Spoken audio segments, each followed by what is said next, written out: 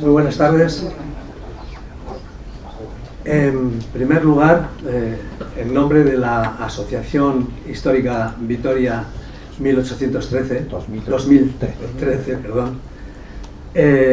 quiero agradecerle su presencia en un día tan tórrido de estos de Vitoria que, en fin, son bastante extraños y sobre todo creo que no se van a arrepentir porque la ponente, que nos va a presentar una conferencia realmente interesante, que ya estuvo en otras conferencias que la misma asociación hizo, porque esta asociación tiene la manía de hacer cosas interesantísimas y siempre que tienen mucho que ver con nuestra historia y con aspectos bastante desconocidos pero enormemente importantes de Vitoria, que fue la época en la que estuvo Carlos V en Vitoria y desde aquí cedió la isla de Malta precisamente para la Orden de Malta.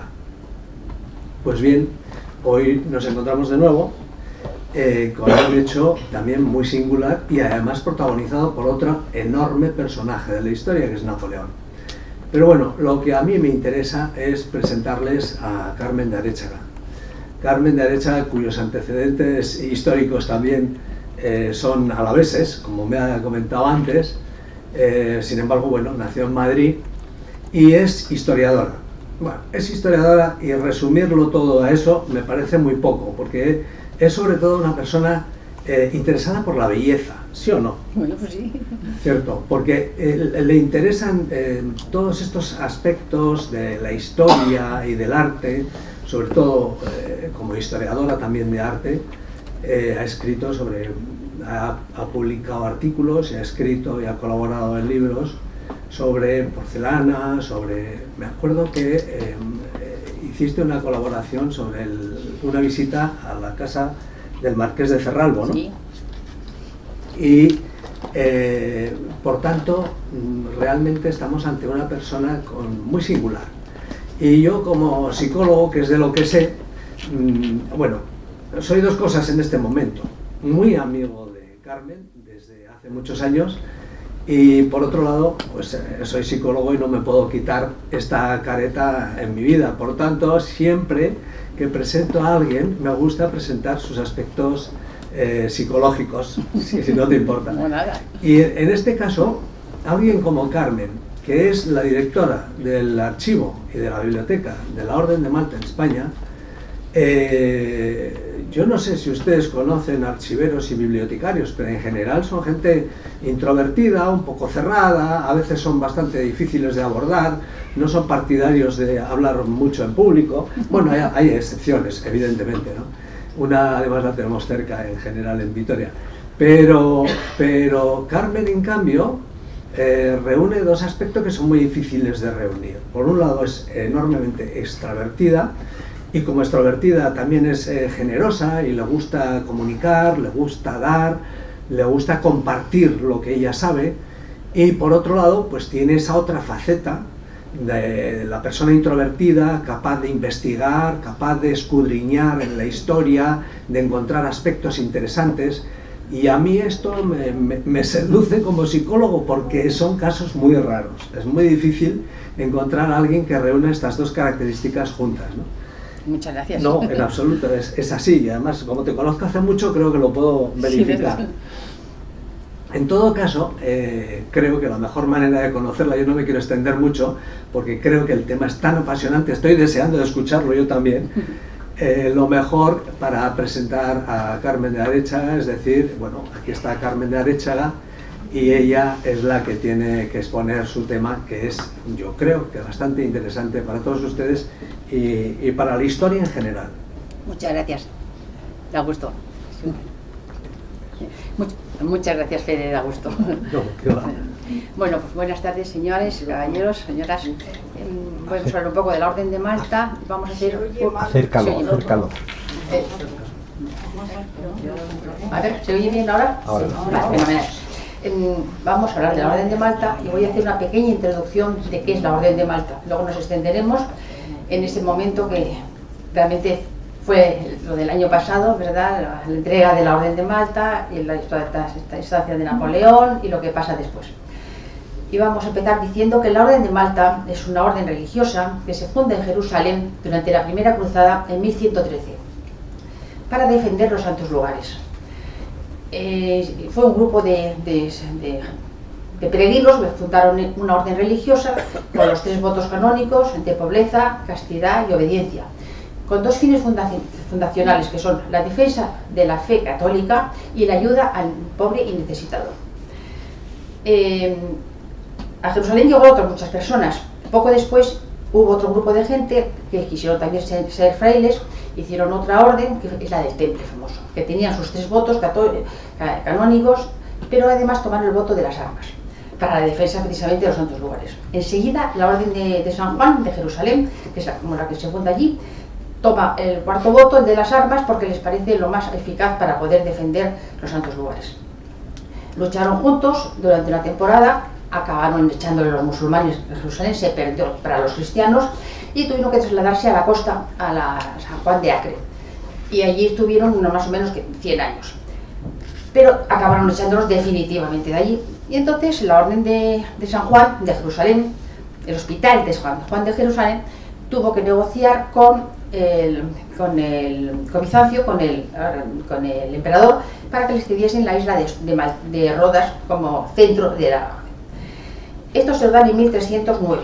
Entonces, en esta isla, lo que empiezan es a fortalecerla, por supuesto, porque está muy atacada por los musulmanes, y impulsan muchísimo la marina, una marina que había empezado ya en Acre, en la costa de Palestina, pero solamente había empezado un poco. Y se convierte en una potencia naval importante para defensa de la cristiandad, tanto a la gente que comerciaba como a la gente que viajaba en plan de los altos lugares, a pesar de que estuvieran ocupados y demás. Allí montan un hospital que ya habían empezado en Jerusalén, que precisamente por eso empezaron a llamarse la Orden de San Juan del Hospital. Este hospital es tan sumamente importante que atrae a gente a todo el mundo. Fíjense que ya en el siglo, a finales del siglo XI, en el siglo XII en Jerusalén, hacen un hospital donde tienen camas y con lienzos independientes para cada uno de los enfermos. Si extrapolamos al siglo XVII, en Francia, todavía en los hospitales ponen a 6 y hasta 7 enfermos por cama. Lo de la Orden de Malta es totalmente revolucionario. Esto atrae una cantidad de gente impresionante, recibe muchas donaciones, no solamente en especies, sino también en tierras, en diferentes sitios de Europa. La orden se va extendiendo y llega pues, a Europa, ¿verdad? Y España llega, por supuesto, en el siglo XII, y les gusta muchísimo a los reyes, tanto de Aragón como de Castilla, porque se convierten, es tener unos guerreros, que encima son frailes, que saben luchar, porque han aprendido una serie de técnicas de lucha en Oriente Medio, donde ha ido realmente, era el cogollo de los conflictos de la cristiandad en esos momentos. Tienen un conocimiento muy importante de lo que son las armas, las luchas y demás. Los ponen siempre en zonas fronterizas, según avanzando la Reconquista, y participan completamente con los reyes cristianos, ¿no? Una cosa bastante curiosa es que cuando se produce la batalla de las Navas de Tolosa, también 112, es la Orden de Malta, precisamente la Orden del Hospital de San Juan. Entonces le llamamos Orden de Malta, que todavía no es Orden de Malta, es la Orden del Hospital de San Juan de Jerusalén. Emplea los conocimientos que ha aprendido Oriente Medio y logra vencer la batalla gracias a las estrategias que él ha dirigido, precisamente con una serie de envolver a la gente, una serie de estrategias, una serie de cosas. Yo no sé nada de militar. Se le consigue la batalla de las Navas de Tolosa gracias a estas defensas. Participan en la toma de Granada, en las conquistas de Levante, Valencia. Realmente están siempre presentes y se quedan constantemente. Llega un momento que los echan de Rodas. Allí la orden estaba muy bien guarecida, tenía sus fortalezas, tenían 6.000 caballeros, guerreros de la Orden de Malta de diferentes sitios, que tenían que ir periódicamente a defender la isla y ocuparse de los temas, y ocuparse de las cosas propias de la orden, el hospital y demás, y la marina y todo lo demás. Cuando ya llega un momento que Solimán el Magnífico, el turco, asedia la isla de Malta, de tal forma que la isla de Rodas, de tal forma que ya es imposible. Están luchando, es muy dura la lucha, tienen defensas y ayudas de diferentes sitios de Europa, no pueden con los turcos. Llega un momento que tienen que acabar claudicando. y luchan, allí tienen 600 caballeros, además de 4.500 guerreros, y toda la flota que defiende, no puede con ello. Y entonces tienen que claudicar y acaban saliendo de la isla. Les dejan curiosamente que la isla que sea una, digamos que sea una cosa honrosa y pueden sacar prácticamente todo lo que quieran. La farmacia, que es importantísima, porque ya desde Jerusalén habían ido reuniendo todo el saber de las medicinas de Oriente, de Egipto, de todo lo que en su momento existía, en lo máximo. El hospital, lo que pudieron sacar, el archivo, que ya era importante, y parte de la flota. Salen con 6 galeras importantes con todas sus cosas. Y sacan la Virgen de Filermo, una imagen de la Santísima Virgen que se había aparecido a los caballeros en Rodas. Y para la orden es un hito importantísimo. Llega un momento que están en el exilio. Entonces se refugian en Viterbo. En Viterbo es una ciudad perteneciente a los Estados Vaticanos, que está en el norte de un poco más arriba de Roma, ¿verdad? La parte de arriba de Roma, no muy lejos, bajo los auspicios del Papa, que en este momento es Clemente VII. Les concede el asilo. Allí se instalan, meses después, lo primero que hacen es intentar buscar una solución para esto. Se fijan en la isla de Malta. Estamos en 1523. Pero sucede una cosa bastante curiosa, que para entonces el gran maestre Philippe de Lis al-Adam es el gran maestre de la orden y quiere venir a España, precisamente a Vitoria, porque quiere interceder por el rey, el rey de Francia, Francisco I, que está precisamente prisionero en Madrid, en la Torre de los Lujanes. Porque este señor tiene una serie de presiones de caballeros franceses para lograr que salga este señor de España. Pero resulta que estaba aquí prisionero porque había tenido una serie de luchas precisamente en el sur de Italia contra los ejércitos del emperador. Meses después, ya estamos casi en 1524, el soberano consejo de la Orden de Malta en Viterbo se reúnen y nombran a capitán general de la Armada, es un puesto muy importante para la Orden, a un aragonés que se llama Fray Juan de Omedes. Este señor, además de ser el nombre del capitán general de la Armada, es el castellán de Amposta. Es la máxima representación de la Orden en Aragón. Y esto molesta muchísimo a los caballeros italianos porque este puesto solía recaer en un caballero de la Orden, pero de origen italiano. Está el follón que se organiza, que recurre al Papa Clemente VII para que medie, porque el follón es muy bueno. Y resulta que Clemente VII lo que pretende es que los caballeros gestionen la vuelta a la isla de Rodas, lo cual es imposible, no les sirve para nada. Entonces ya, poco después, meses después, ya deciden que tienen que pedir al emperador la isla de Malta y le piden a Juan de Omedes, por su personalidad, por la importancia de este caballero, que además se encuentra en su momento en España, que venga aquí a Vitoria precisamente para negociar la cesión de la isla. Pero claro, es muy difícil, tiene que emplear toda su diplomacia y toda su habilidad, porque por un lado el gran maestre había solicitado que liberasen al rey de Francia. Por otro lado, resulta que al emperador también le apetecía que el cargo de capitán general de la Armada fuese un italiano. Y la cosa era bastante difícil, pero bueno, de todas las maneras este señor emplea toda su diplomacia y les pone las ventajas que podría tener la isla de Malta, los grandes beneficios que sería de defender contra los muchísimos atascos que están teniendo en todo el Mediterráneo, de berberiscos, de piratas, de turcos, por supuesto, de musulmanes, y en la flota de la Orden había hecho una labor como de policía del Mediterráneo. Y además realmente el tener a la isla de Malta a la Orden, pues resulta que era un bastión muy importante contra todas las posesiones que tenía el emperador en Europa y en Europa de este. Entonces accede a esa firma. Y el año pasado precisamente celebramos los 500 años aquí con casi 3 días de actos estupendos.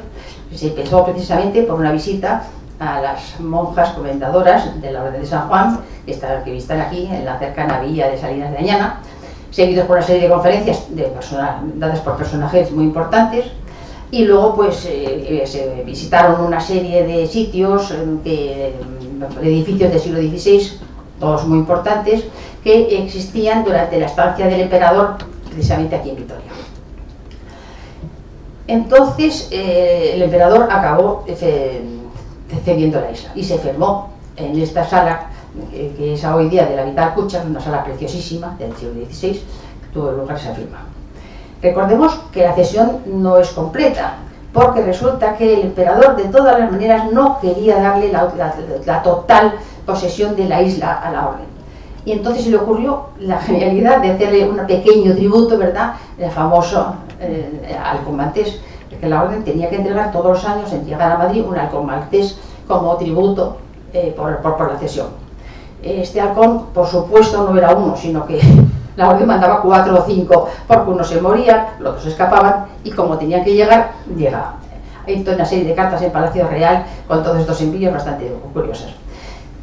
Entonces ya tenemos la concesión hecha, con lo cual, pues, Carlos V, que estaba aquí en Vitoria contra las luchas de con Navarra y Fuenterrabía contra los franceses precisamente, accede perfectamente y se firma. En la orden, ya poco después, en 1530, se instala ya en la isla de Malta. Allí sigue defendiendo, por supuesto, todo el Mediterráneo, y lo que hacen es fortalecer la isla. La fortalece de una manera francamente fantástica.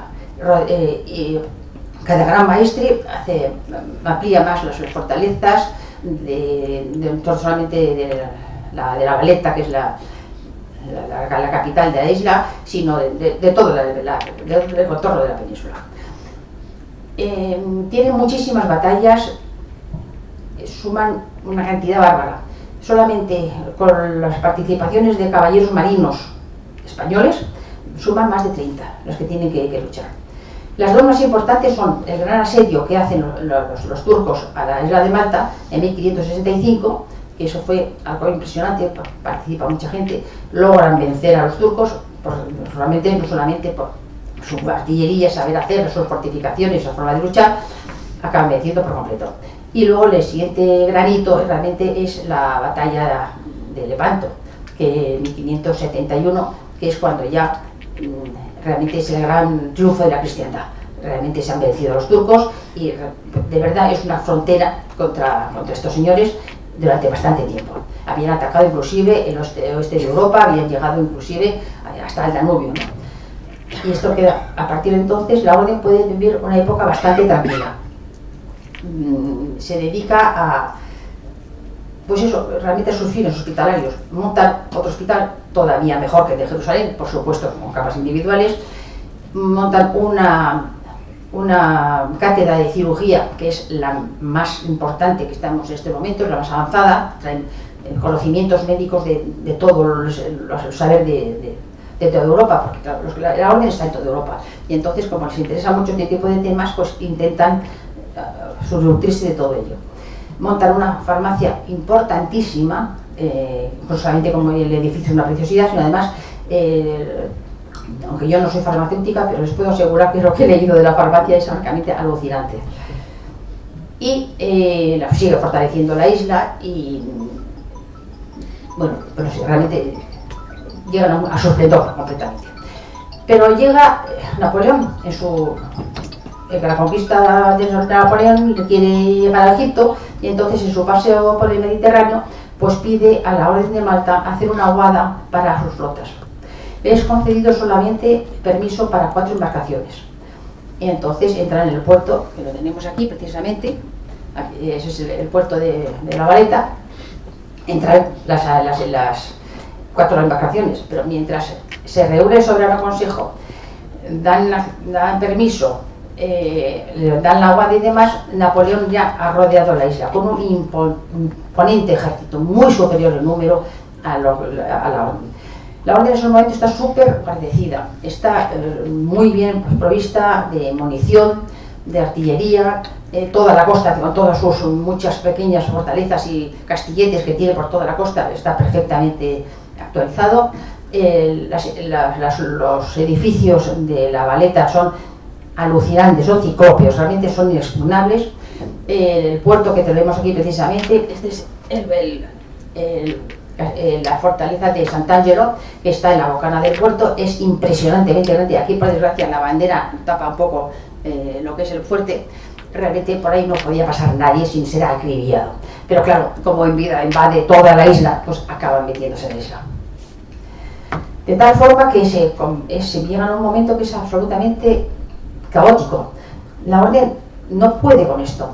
Ha sufrido muchos caballeros, han muerto muchos caballeros y mucha gente civil.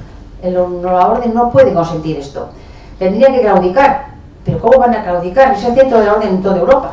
Y además es que la orden gozaba de inmunidad y desde 1713, desde el Tratado de Utrecht, y claro, la inviolabilidad y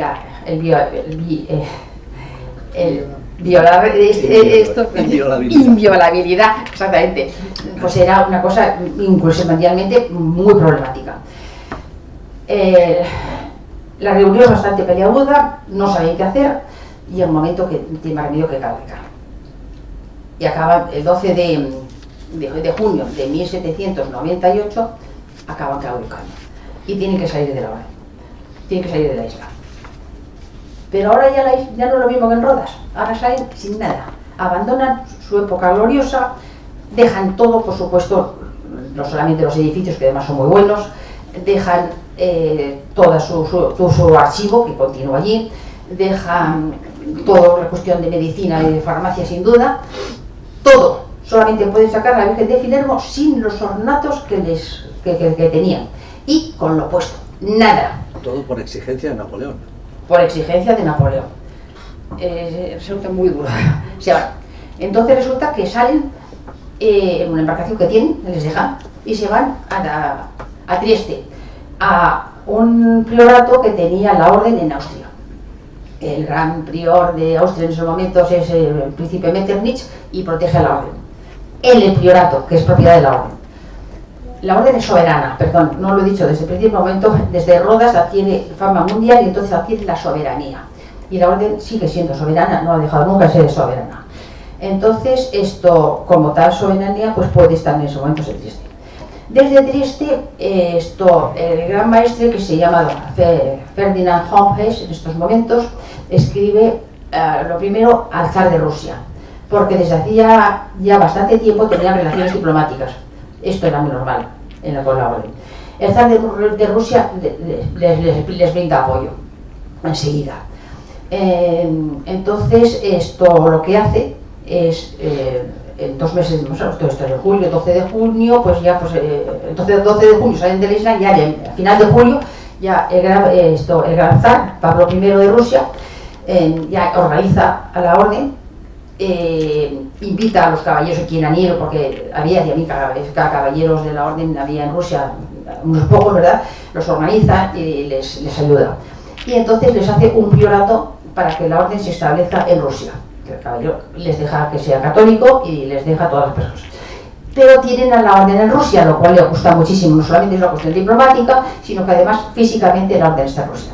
Y poco después organiza otro priorato, pero con caballeros ortodoxos.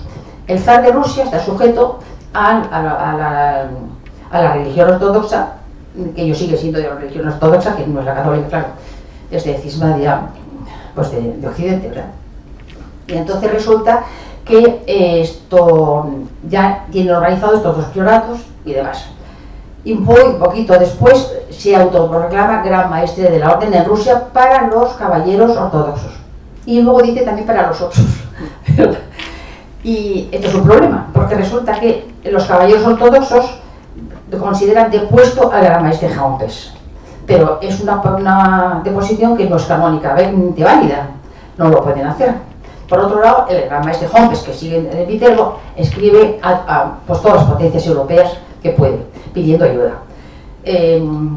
Pide ayuda también al emperador Francisco I de Austria, pero se encuentra en un momento muy difícil, porque una cosa es que la orden esté en el priorato y otra cosa es que tenga que ayudar a la orden, cuando resulta que Austria está necesitada de hacer una alianza con Francia en estos momentos, con lo cual la situación es francamente difícil. A todas estas, Francia, la orden prácticamente ya no existe, porque con la Revolución Francesa y con Napoleón ha dejado de existir. Pero los caballeros franceses que pertenecen a la isla, junto con los que estaban viviendo cuando la invasión, y todos los franceses que viven en la isla, pues entonces Napoleón consiente a los caballeros franceses que cojan los bienes de la orden y los utilicen como propios. Usurpación total. Llegamos a España. Carlos IV también le ha pedido ayuda, no da ninguna ayuda, al revés, en el momento que se entera, pero prácticamente semanas después de la invasión de Napoleón, lo primero que hace es ordenar que la oficina que gestionaba la orden en Castilla, antes teníamos una foto, ¿verdad?, en Consuegra, era toda la orden en Castilla, lo primero que dice, lo obliga a que lo trasladen a Madrid. Y además pasa a depender del Ministerio de Hacienda. Con lo cual, la orden, pues claro, para los cemento. Esto es en 1798, una serie de negociaciones, que si prohíbe por aquí, que si vende cosas de la orden. Bueno, llega a 1802 y se autoproclama gran maestre de la orden en España. Prohíba que salga ningún dinero para afuera, no hay posibilidad de ayudar para nada a la orden, y todos los bienes de la orden empieza pues cuando necesita dinero, pues pide que se vendan, que se exclausten, lo que sea. Los caballeros que viven, pues conviven como puedan, en sus encomiendas, por supuesto, pero claro, manejados por Hacienda y todo pues dirigido por Hacienda y por el patrimonio real. Lo gordísimo de todo esto no solamente es el daño que hace a la isla, a la orden de Malta, sino que es que además, como está muy amiguito de Napoleón, consiente que Napoleón entre en España y acaba cediendo la corona de España a Napoleón. Y Napoleón coge a su hermano José I Bonaparte y lo hace rey de España. Horroroso. Entonces se desarrolla, claro, la guerra contra los franceses, 1809-1812. Tremendo. La orden no puede participar porque realmente es de la corona, no puede hacer nada. Hay una serie de batallas, como por ejemplo Consuegra, que antes hemos visto unas fotos muy bonitas, pero no puede participar la orden para nada, simplemente sufre todo humanamente lo que puede hacer. Y se van muriendo los caballeros. Llega Fernando VII, después de las Cortes de Cádiz, pero en teoría va a proteger a la orden porque lo que se había vendido su padre, pues dice que se lo devuelvan. La orden tiene unos meses, casi un año más o menos estable, pero nada. Luego llega otras épocas de Fernando VII y todo queda en agua de barajas.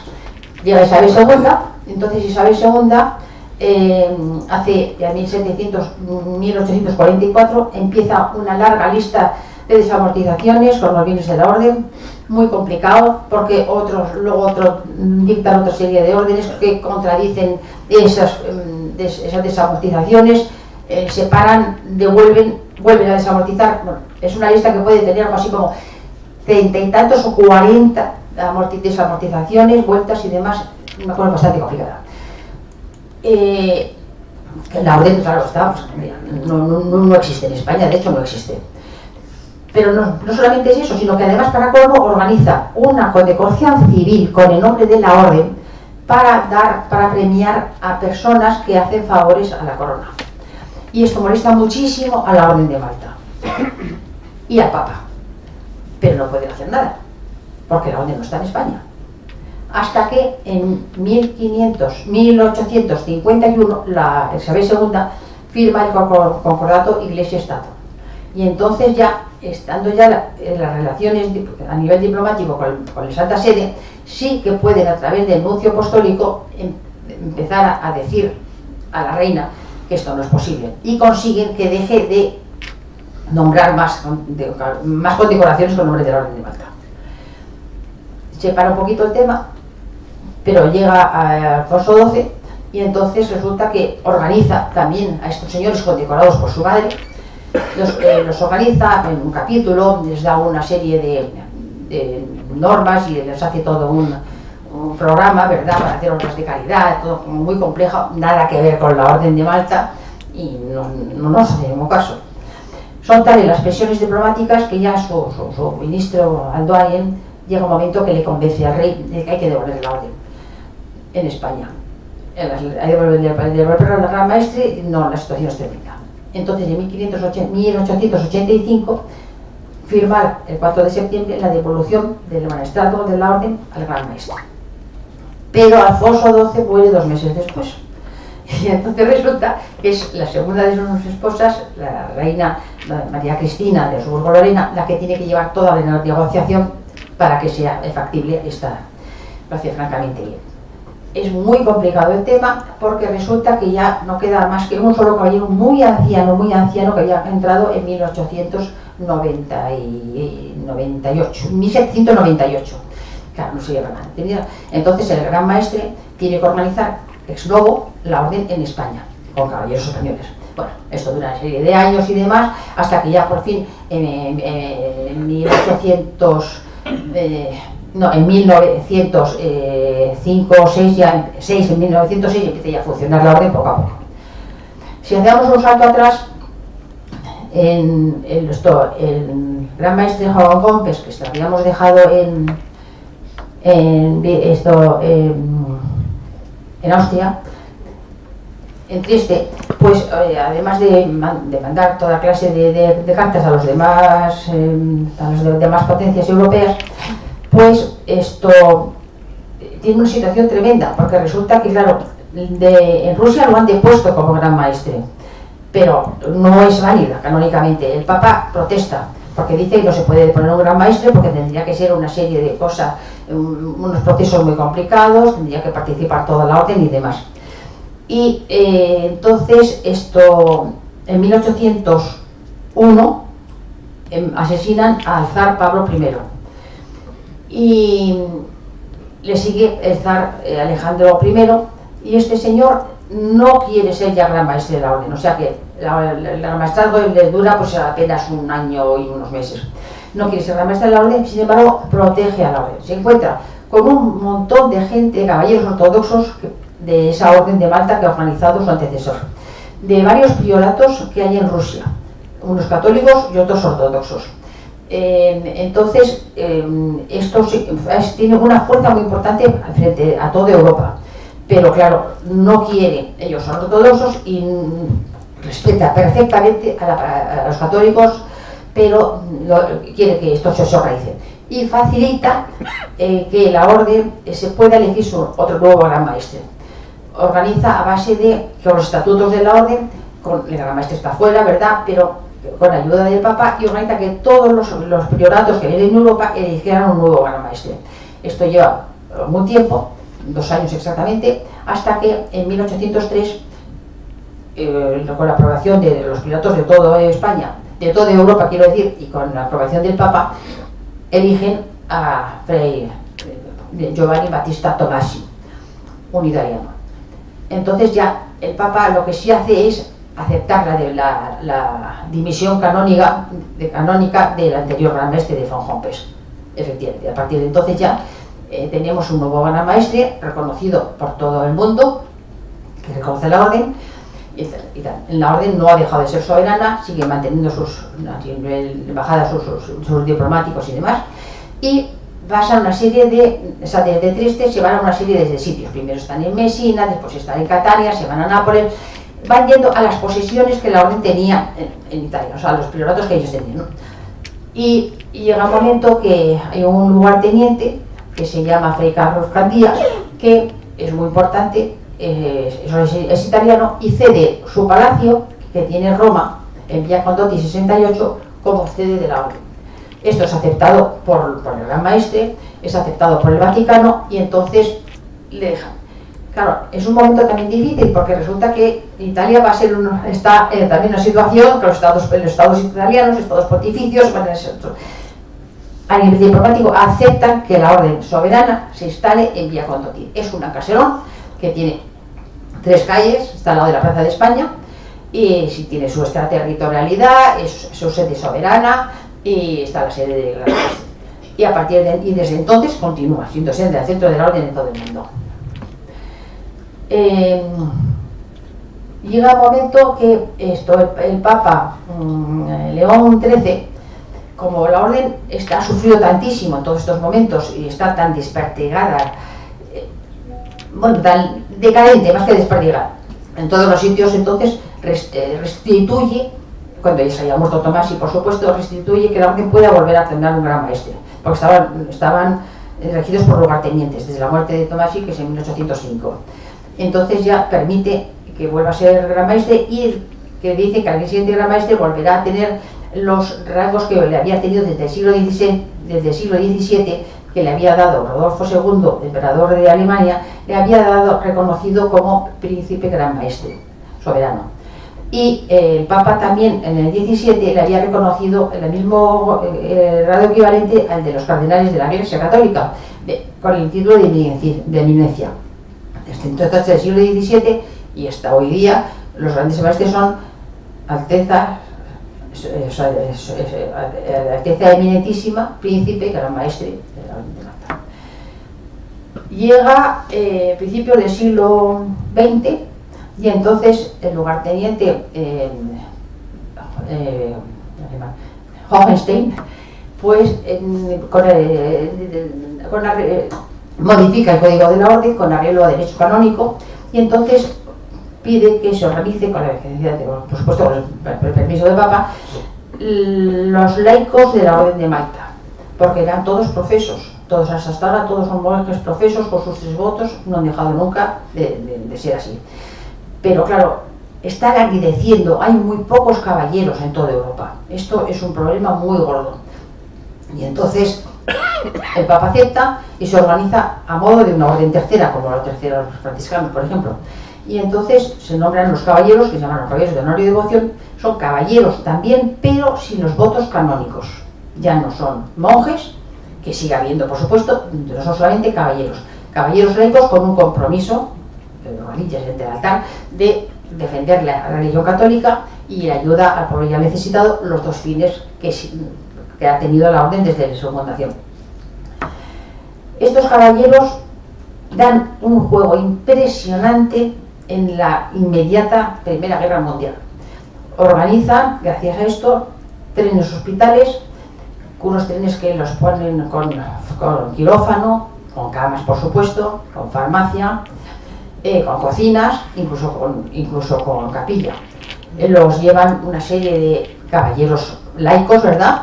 Llevan médicos, enfermeros, enfermeras, hay incluso unas monjas de la caridad también van en estos trenes, van hasta el frente del combate, recogen a los heridos y los trasladan a la zona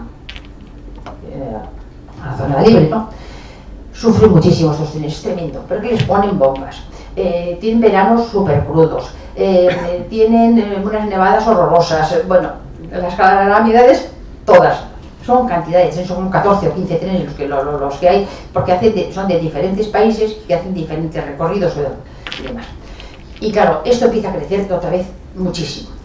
Llega la Segunda Guerra Mundial y ya es impresionante. Entonces ya esto ha gustado una barbaridad y ya entra una cantidad de caballeros impresionante. Y entran caballeros también laicos en América, por ejemplo. Hay un potencial impresionante. En el siglo XVI hay una gran división de la orden, porque resulta que coincide con los caballeros, a la gente que sigue a las creencias de Lutero y el protestantismo, y otros que siguen con la Iglesia Católica. Entonces a la orden le pasa lo mismo. En los lugares donde estaban los protestantes, la Orden de Malta sigue existiendo y siguen defendiendo el segundo de los fines fundacionales, la ayuda al pobre y al necesitado, no así la defensa de la religión católica, como es natural. Y estos caballeros de la Iglesia, protestantes, participan en las guerras mundiales exactamente igual y con el mismo arrojo y con el mismo entusiasmo, con el mismo hacia el fin que tienen que hacer. Y estos caballeros hoy día tienen unas potencias impresionantes porque están protegidos por los estados protestantes, y hay, por ejemplo, en Alemania tienen hay una sección que se llama la Malteser en alemán, pues que tienen, acuden a todas las grandes catástrofes del mundo. pues a los tsunamis, a los terremotos.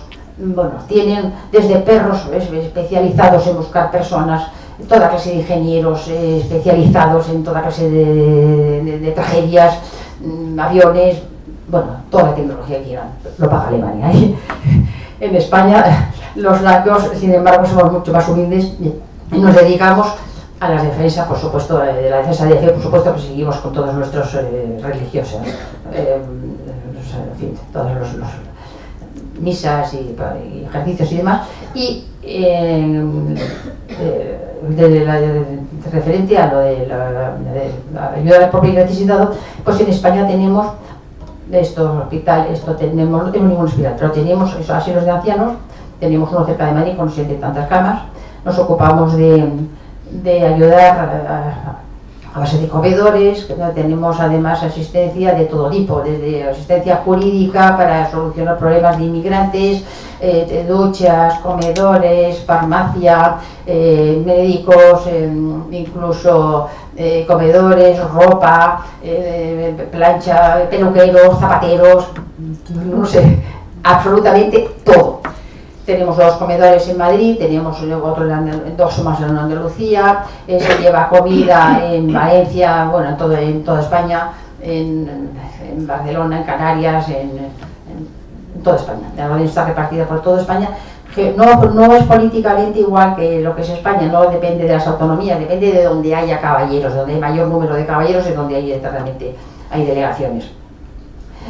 Nos ocupamos del Camino de Santiago desde hace muchísimos años, tenemos varios albergues, donde son además gratuitos, o se les invita a que sea un mínimo de algo para poder mantener, no pagan sino nada, donde se les da unas sábanas, de esas de usar y tirar, de almohada, se les da de desayunar, todo eso lo paga la orden, o el pequeño donativo que eran de ellos, tienen duchas, se les ayuda a descansar, a lo que sea. Es muy bonito lo de los albergues porque generalmente eso está muy demostrado, porque los que hacen el Camino de Santiago muchas veces pues van, pues se puede ir en coche, a caballo, en bicicleta, se puede ir andando en autobús, como se quiera, de cualquier forma se llega a Santiago y se cumple. Pero la gente que va andando y que va a los albergues generalmente buscan una religiosidad especial. Y nos hemos encontrado con cosas francamente curiosas, gente inclusive no católica que hace el camino y ven algo totalmente nuevo que les ha llevado muchísimo la atención. Y eso es la orden que los que están allí, ¿verdad? Pues realmente, sin imponer absolutamente nada, pero sí exponen precisamente lo que nosotros hacemos. Y yo no sé si me dejo con el tintero, podría hablar tantísimo. Carmen, te has ceñido perfectamente al tiempo que me has dicho, 3/4 de hora. Entonces, yo creo que es interesante todo lo que has dicho. Realmente has hecho una historia de la Orden de Malta impresionante. A mí me han asaltado muchas dudas y tengo algunas preguntas, pero yo creo que lo que debemos hacer es darle la voz al público, ¿no? A ver si hay alguien que se anime a preguntar alguna cosa.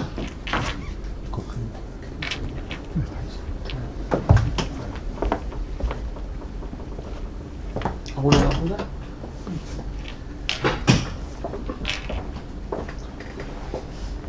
Muy interesante toda esta disertación tuya, muy amena además. Gracias. Y no sé, me ha abierto un mundo entero, no tenía ni idea de todo esto que has contado. Pero tenía una pregunta que es, o sea, ¿la mujer cuándo se incorpora a la Orden de Malta? Porque has dicho que eran guerreros y monjes, entonces entiendo que no había monjas, ¿no? Ni guerreras. Sí. Bueno, a ver, sí, efectivamente es así, hay guerreros y monjes. Lo que pasa es que precisamente en España, en Sigena, la reina viuda del rey Doña Sancha. Doña Sancha de Castilla, efectivamente, gracias. Cuando se queda viuda, entonces quiere entrar en religión. Ella, cuando es reina de Aragón, pero primero es reina de Castilla, entonces conoce muy bien a la orden en Castilla, la protege muchísimo y ayuda al rey de Aragón que realmente proteja también a la orden. Y quiere entrar en religión, y entonces pide, Sigena está en Huesca, pide al obispo de Lérida que le ayude a redactar una orden para entrar en religión con arreglo a la Orden de Malta. Entonces son unas monjas que son hospitalarias, no son de clausura, tienen sus votos por supuesto, y se dedican a ayudar también a los pobres y a los necesitados y por supuesto a rezar por la orden. Esto va cambiando hasta que en el siglo XVI el obispo de Lérida quiere imponerles la clausura. Esto es muy complicado porque resulta que ellas no quieren. Entonces recurren al castellán de Amposta, que es la gran autoridad de la orden en Aragón. Todos los frailes dependen de sus grandes priores, jurídicamente y religiosamente. Y el gran prior de Aragón, esto resulta que habla con las monjas y las monjas dicen que ellas no son de clausura y que ellas son hospitalarias y que su regla es esta. Y entonces, por supuesto, le dice al obispo que no puede ser. Entonces recurre al Papa y el Papa no contesta porque se muere. Llega el siguiente Papa y el Papa dice que claro, efectivamente tienen todo el derecho a de no ser monjas de clausura. Y les levanta la pretendida clausura.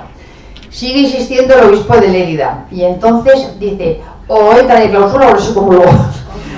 Ante eso las monjas aceptan la clausura y les corta muchísimo sus actividades. Pero bueno, es así. Y hay monjas, en España tenemos algo así como 12 o 15 conventos de monjas. Ahora solamente nos quedan de Salinas, pero en fin, 2 conventos más, pero no con monjas de Malta. Hay otras monjas también en Malta, en la isla de Malta.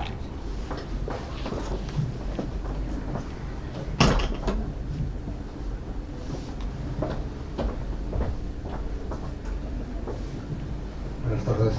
Si mal no me equivoco, para ingresar en la Orden de Malta era necesario, todavía vamos, no hace muchos años, acreditar los 4 apellidos de nobleza. ¿Sigue siendo necesario ese...? Sí, vamos a ver.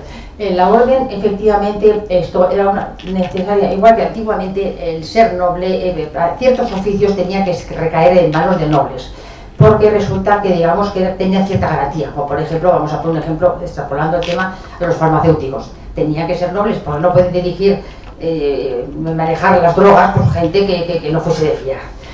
Y luego además, claro, tenían que ser nobles porque lo que no querían era que tuvieran, ni fueran ni judíos ni musulmanes infiltrados. Entonces se pedía nobleza. Se ha mantenido así hasta que se hacen los caballeros laicos, se pide exactamente igual la nobleza.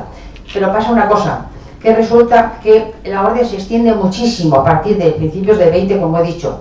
En América es imposible probar nobleza. Y entonces, ¿qué pasa? Que tienen que hacer otro grado de caballeros sin nobleza. Entonces entran igual, tienen las mismas obligaciones, pero el gran maestre los ennoblece en él solamente, si cumplen una serie de requisitos, historias y demás. Vamos, en España los caballeros, la inmensa mayoría son todos con la nobleza probada. Esto que has comentado me ha hecho gracia porque me ha recordado que en Oxford, cuando iban a estudiar, pues ponían el título nobiliario del alumno y en algunos que no tenían título ponían ese no, claro, sin nobleza, sí, no, es decir, es no. Exactamente. De ahí viene exactamente, no.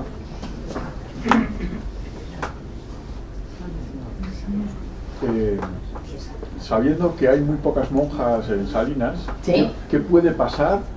¿Qué puede pasar con el convento y con estas monjas que me parece que son dos? Como no nos ayude el Espíritu Santo, yo no sé contestar. Es un problema muy difícil. Hay muchas novicias y entran constantemente, pero es un problema muy curioso, porque generalmente vienen de países o de África o de Asia. Y uno de los grandes problemas que tienen es el frío y la alimentación. Entonces duran poco tiempo. Y sí, es terrible. Y las monjas están desesperadas y ellas quieren. Bueno, es un problema bastante gordo. Entonces se propone de alguna serie de soluciones, de alguna forma, pues que se eduquen primero en lo que es España y tal. El Espíritu Santo tiene que ayudar muchísimo. Porque las pobres no aguantan, pero por cuestiones físicas, no por vocación, que es lo terrible del caso. Bueno, a mí me queda una duda y es ¿por qué Napoleón consideraba enemiga a la Orden de Malta? Es decir, ¿por qué la orden es muy poderosa. ¿Por qué ataca la isla? ¿Por razones estratégicas, políticas? Por la religión y porque es muy poderosa. Y la orden, tanto la orden del Temple, que era muy poderosa en Francia, se la carga el rey Felipe el Hermoso, precisamente por ser muy poderosa, en un proceso bastante largo, que eso podemos resumir en 2 palabras, como Napoleón, le estorba muchísimo la Orden de Malta, la carga. Sí, he entendido que, o sea, que existe una biblioteca todavía original de la Orden de Malta, y es que me interesa mucho, que tampoco tenía ni idea, me parece impresionante. La Orden de Malta de alguna manera recogió todas las tradiciones y supongo que lo más moderno en aquel momento de la medicina, tanto tradicional como la holística. Entonces, ¿todo eso está documentado en algún sitio? Sí, está muy documentado, y aquí en España tenemos varias publicaciones muy serias al respecto. Se tiene que quedar allí, evidentemente, y eso la orden saca el archivo imprescindible de la fundación y de los santos, que tenemos, por cierto, bastantes santos y santas, y saca lo imprescindible, lo que puede llevar puesto una palabra. Pero el archivo hasta 1798 de toda la historia de Malta se queda allí. Hoy día lo protege, bueno, es del Estado italiano, pero vamos, tenemos acceso a él y demás. Y toda la cuestión médica y de enfermera, pues es allí. Pero vamos, en España hay gente que ha estudiado mucho la farmacopea a través de la isla de Malta, y tenemos unos tochos bastante gordos que yo no entiendo, pero que vamos, no se ha perdido para nada. Lo que pasa, además, es una cosa muy curiosa, porque resulta que cuando la orden no va a América hasta realmente el siglo XVIII, la Orden de Malta como tal, y va precisamente desde España, que tenemos siete virreyes que ocupan diferentes provincias españolas en América, y recogen toda esa medicina americana, que es importantísima, porque son fármacos que se hacen con esas medicinas que en Europa no existían, ¿verdad? Y sin embargo nos llegan a la isla de Malta, y es lo más rico de esos momentos, hoy día ya, claro. Si me permitís, quiero dedicar un recuerdo a un historiador medievalista muy singular, fallecido hace unos pocos años, que era Ricardo Ciervide, que investigó bastante en la Orden de Malta. Claro que sí.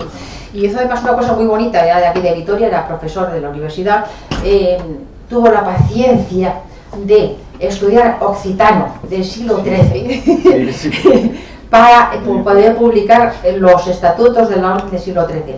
Los estatutos, claro, imagínense, el papel realmente se pone de moda y se empieza a hacer, es en el siglo XIII. Antes pues se llevaban pues en pergamino, sin duda. Y entonces los más antiguos que tenemos en España son precisamente estos del siglo XIII, que gracias al profesor Ciervide se publican.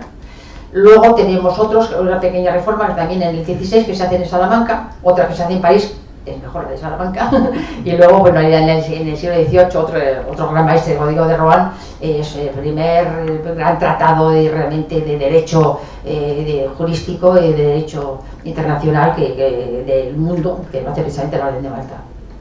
Gracias por recordar al profesor. ¿Alguna pregunta más? Bueno, pues muchísimas gracias de nuevo por su asistencia. Y sobre todo, muchísimas gracias, Carmen, por tu interesantísima conferencia, que nos ha ilustrado sobre una historia que realmente no es tan conocida. Me gustaría hacer una pequeña incisión, ahora que veo la foto que está aquí detrás. Este fuerte, el fuerte de Sant'Angelo, es descomunalmente grande. La foto es la bandera de la Orden de Malta. Resulta que cuando en 1956-55, no me acuerdo bien, se hace la República de la Orden de la isla de Malta como Estado independiente, ¿no? Entonces, en 1999, la República de Malta cede este fuerte, precisamente, gran parte, lo entero, pues descomunal, a la Orden de Malta. Y entonces ahí tenemos, y está la bandera de la Orden, aunque no lo tapa esta otra, que es la italiana, que es la de la isla. Tenemos ordenando la bandera de Estado de la Orden de Malta, y tenemos parte de este castillo que tiene esta territorialidad, soberanía, excepto que no podemos adquirir esto, ¿cómo se llama?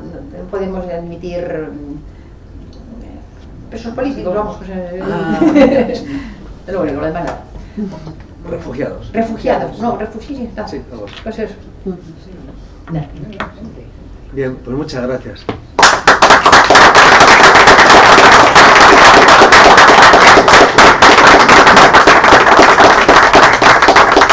Gracias a todos ustedes.